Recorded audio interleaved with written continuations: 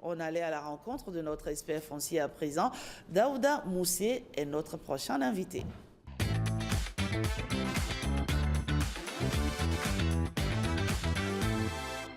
La thématique de ce jeudi nous emmène au contentieux foncier, plus précisément au règlement amiable des litiges liés au foncier, qu'ils soient bâtis ou non bâtis. Et donc on en parle une fois encore ce matin avec Monsieur Daouda Moussé. Bonjour. Bonjour Madame Biomama. Merci d'être à nouveau à nos côtés. Vous êtes juriste expert foncier, consultant en marketing et attractivité du territoire. Vous êtes président de l'ONG Sauvons la Terre, auteur de plusieurs ouvrages également. Alors, expert Moussé, quand est-ce qu'on dit que le litige foncier se règle de façon amiable? Une fois encore, merci à vous Madame Biomama. Toutes les fois qu'un litige n'est pas porté devant les tribunaux ordinaires, c'est-à-dire le tribunal, la cour d'appel, la Cour suprême et même la Cour constitutionnelle ou devant un tribunal spécial tel que la Cour spéciale des affaires foncières, toutes les fois qu'un litige n'est pas porté devant ces cours et tribunaux et que le litige est porté devant d'autres instances, on dit que le litige foncier se règle à l'amiable. D'accord. Alors, le règlement à l'amiable des litiges fonciers, comment ça se passe et devant quelles instances les parties doivent se présenter? Alors, il faut d'abord dire que les litiges, il faut d'abord vous poser la question, peut-être, quand est-ce qu'il peut y avoir litige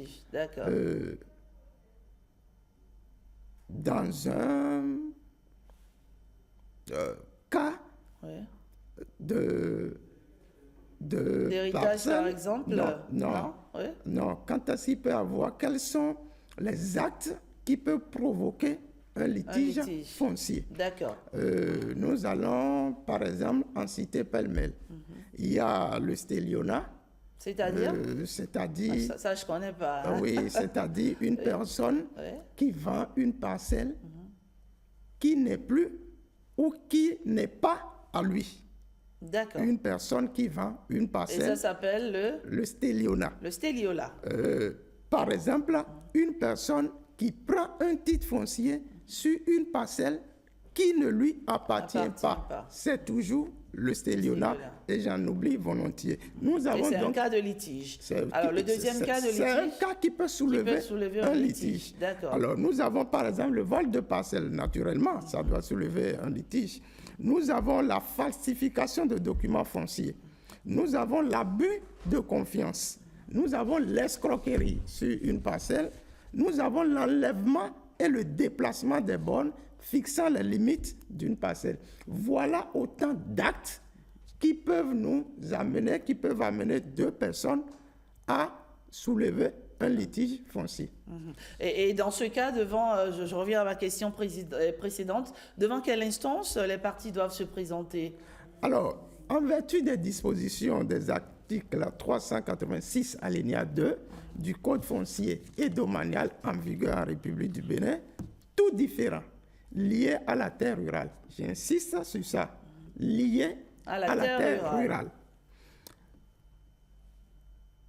et aux ressources naturelles y relatives doit de façon obligatoire être précédé au choix des parties d'une tentative de conciliation par le tribunal de conciliation compétent, qui n'est pas un tribunal ordinaire, ou d'une tentative de règlement amiable. D'accord. En français facile, ce n'est plus possible en République du Bénin pour toute personne de droit privé ou de droit moral, tout citoyen, de soulever un litige portant sur une terre rurale sans avoir passé par un règlement amiable. D'accord. Voilà ce que ça veut dire. Je voudrais dire, vous devez forcément, les parties doivent forcément tenter un règlement amiable par une conciliation, c'est-à-dire la médiation, soit par un règlement amiable, c'est-à-dire l'arbitrage. D'accord, donc c'est par ces deux voies-là que le règlement à l'amiable peut se faire. Quelle est donc la nuance entre, on va dire, la médiation et l'arbitrage? Alors, la nuance, on va l'énumérer peut-être en 3 points. D'abord, qui parle de conciliation fait appel à la médiation. Et la médiation est gérée par un médiateur qui est logé dans un tribunal de conciliation. Différent des tribunaux, je le répète, ordinaires, mais installés par les autorités judiciaires. Alors ça, c'est la première nuance. Par contre, puisqu'on parle de nuance, Oui. Le médiateur est logé dans un tribunal de conciliation. Par contre, qui parle de règlement amiable fait appel à un arbitre.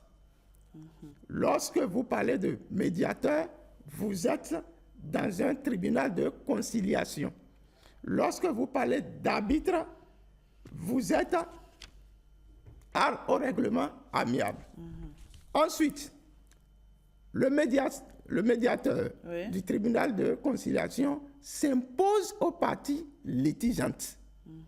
C'est-à-dire que les parties qui soulèvent le différend ne choisissent pas celui qui va conduire les débats.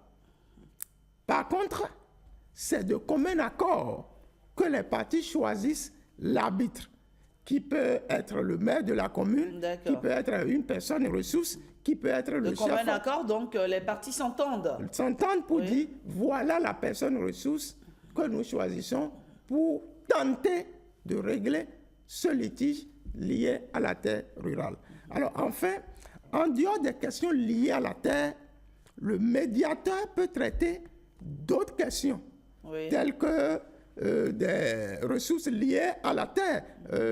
Il a volé, il vient de me voler 5 sacs de maïs, il vient de dérober ceci ou cela. Alors même que l'arbitre, lui, s'occupe essentiellement et exclusivement du litige foncier. Mais l'arbitre et le médiateur n'ont pas que des points de dissemblance, ils ont également des points de ressemblance. Ouais. Et le point de ressemblance le plus essentiel, c'est que nous soyons devant l'arbitre ou que nous soyons devant le médiateur, les deux sont en train de tenter de régler un litige à l'amiable. Mais est-ce que les deux parties sont obligées de passer par cette tentative de règlement à l'amiable ou elles peuvent, on va dire directement, saisir le juge? Alors, Madame Biamaman, lorsque le litige foncier porte sur une parcelle lotie ou dans une zone viabilisée, les parties litigantes ne sont pas du tout obligées de passer par un règlement amiable. Elles peuvent saisir directement le juge. Lorsque le litige porte sur une parcelle lotie, nous parlons ici de parcelles rurales. Alors, par contre, si la parcelle querellée se retrouve dans une zone rurale, les dispositions des articles 396 alinéa 2 s'imposent. Donc, les parties doivent obligatoirement passer par un règlement amiable à travers tout le processus que nous venons de décrire. Qu'il y ait accord ou qu'il n'y ait pas accord, cette tentative de règlement amiable doit être sanctionnée par un procès verbal qui spécifie que oui, nous sommes entendus, non, nous ne sommes pas entendus.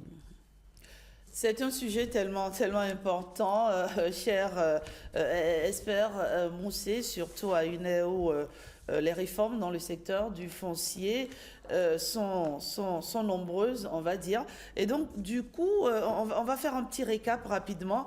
On a parlé des règlements à l'amiable, on a évoqué les différents cas de litiges qui peuvent amener au règlement à l'amiable. Et on a parlé des modes, des voies par lesquelles on peut procéder au règlement à l'amiable. Vous me direz si je me trompe ou pas. Je suis une bonne élève ou pas? Vous êtes pour le moment une très bonne élève. Très bonne élève, voilà, c'est clair. Et donc, qu'est-ce qu'on peut ajouter encore par rapport à cette thématique-là, Esper Moussé?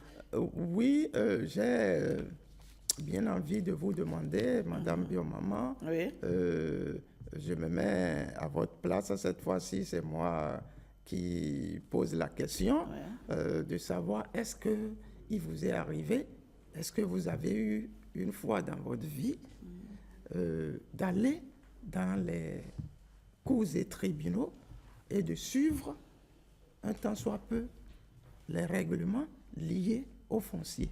Ou tout de moins, est-ce que quelque chose vous a amené à la Cour spéciale des affaires foncières? Madame Biomama. J'avoue que non, pas devant la Cour spéciale foncière, puisque cette cour, il faut dire, elle est récente aussi. Hein. Elle est récente, mais j'ai déjà eu affaire à un tribunal pour des questions d'héritage. Ça m'a permis d'ailleurs de me rendre compte que c'est vraiment un parcours de combattant.